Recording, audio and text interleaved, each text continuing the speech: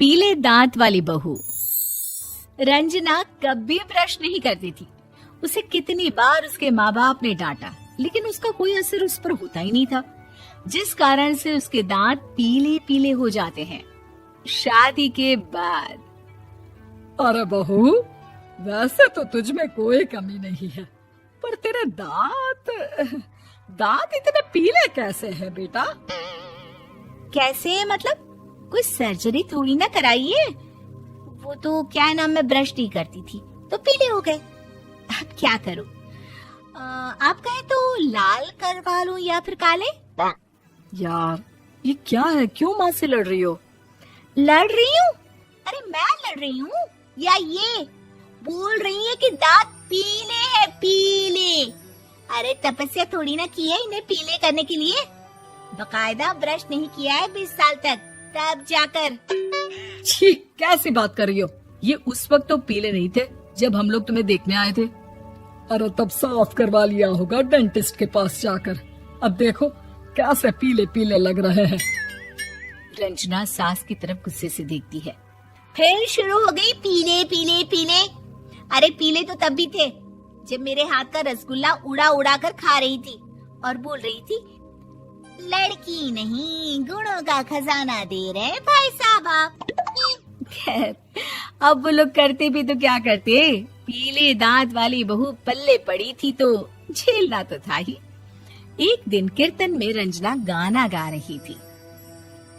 अरे कमला बहन, माँ का द्वार है, यहाँ तो सब शुद्ध होकर आते हैं, फिर अपनी बहू को ब्रश भी नहीं करवाती तुम। दूर से पीले पीले दांत भक्ति में बाधा उत्पन्न कर रहे हैं। अरे कोई 2 साल के बच्चे थोड़ी ना लेकर आई हूँ मैं बहू बनाकर। अच्छी खासी लड़की है, अरे कैसे करवाऊं ब्रश? ये तो उसे खुद करना चाहिए ना। अब माँ बाप तो इसके जैसे तैसे निपटा दिए, ये नहीं सोचा कि सास कैसे संभालेगी। सास बहू को लेकर घर आ जाती है, लेकिन सोच लेती है कि अब इसे लेकर कहीं नहीं जाएगी। अगले रोज बहू कहती है, अरे क्या हो गया, मंदिर नहीं जाना क्या? कीर्तन का वक्त हो रहा है। मेरी मधुर वाणी से कान्हा जी जागते हैं और सोते हैं। आप तो जानती है ना उनकी भक्ति में कितना मन लगता है मेरा।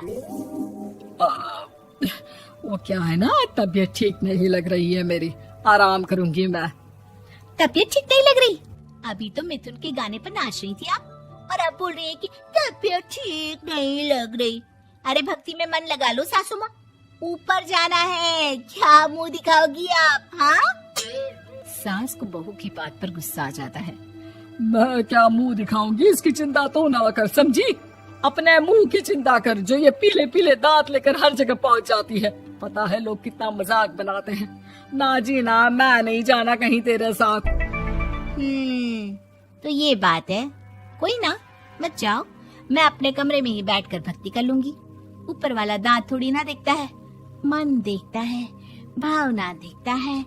और अरे बस बस, तू सब कुछ दिखा, बस ये सफेद चमकदार दांत ना दिखाना किसी को, है? जा यहाँ से।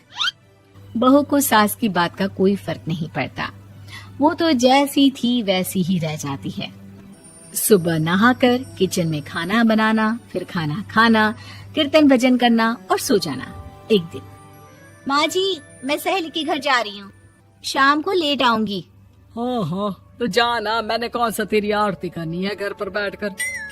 रंजना सहेली के घर जाती है, जहाँ वो पार्टी में जाने की तैयारी कर रही होती है। अरे शिखा, कहाँ जाने की तैयारी कर रही है? मैं गलत वक्त पर आ गई क्या?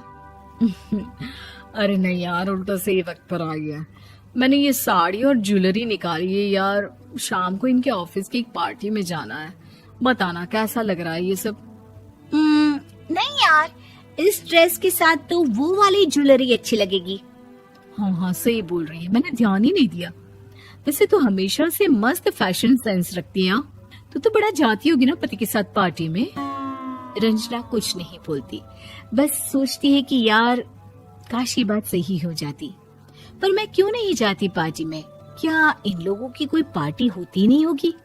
रंजना घर आती है और रात में पति से सवाल करती है, एक बात बताइए, आप मुझे किसी पार्टी में क्यों नहीं ले जाते? क्या आपके यहाँ ऑफिस में पार्टी नहीं होती? पति बेचारा क्या कहता कि दांत पीले हैं तुम्हारे इसलिए। अरे कोई पार्टी होती नहीं हम लोगों के ऑफिस में, तो कहाँ से लेकर जाऊं? और मार्केट, मॉल, कहीं वीकेंड घूमना, कहीं तो। अरे यार सारे हफ्ते में एक छुट्टी मिलती है, तो सोचता हूँ कि आराम ही कर लूं। क्यों? रंजना मन मार के रह जाती है। पहले कभी सास के साथ मंदिर जाया करती थी, लेकिन वो भी सास ने ले जाना बंद कर दिया। घर बैठी बैठी रंजना बोर हो जाती है। तभी उसे आइडिया आता है और वो मायके जाने का सोचती है। सासू माँ, 2 दिनों के लिए मम्मी के घर जा रही हूँ। अच्छा ठीक है, आराम से जा। और हाँ, माँ से कुछ अच्छी आदत सीख कर आना कि कैसे शरीर के हर भाग की तरह दांतों की सफाई भी जरूरी होती है, समझी? शुरू हो गई ना आप। वो लोग आपकी तरह नहीं है कि छोटी छोटी बात का बतंगड़ बना दे। उन लोगों के लिए मैं मायने रखती हूँ, ना कि मेरे पीले पीले दांत। रंजना माँ को बिना बताए उन लोगों को सरप्राइज देती है, लेकिन जैसे ही वो दरवाजे पर पहुंचती है, अंदर देखती है कि घर वाले कहीं जा रहे होते हैं। अब माँ, काश रंजना दीदी के दांतों वाली प्रॉब्लम नहीं होती, तो वो भी हम लोगों के साथ चलती ना बुआ जी की बेटी की शादी में।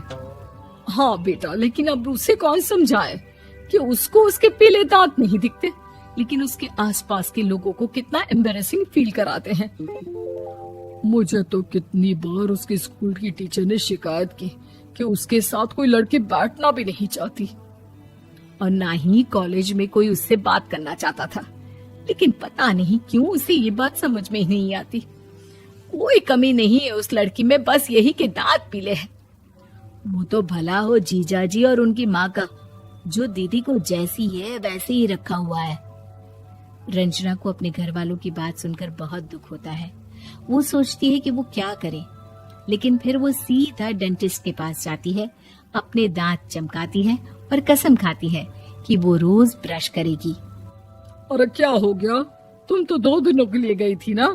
पर कोई ना, अच्छा है, चलो आ गई तो। रंजना सास के सामने आकर खड़ी हो जाती है और पूरी स्माइल करती है, उसके चमकदार दांतों को दिखाती हुई। हैं? चले मंदिर। माँ, मुझे माफ कर दीजिए, मैंने आप लोगों को बहुत एम्बैरेसिंग फील करवाया। मैं आज से रोज ब्रश करूंगी।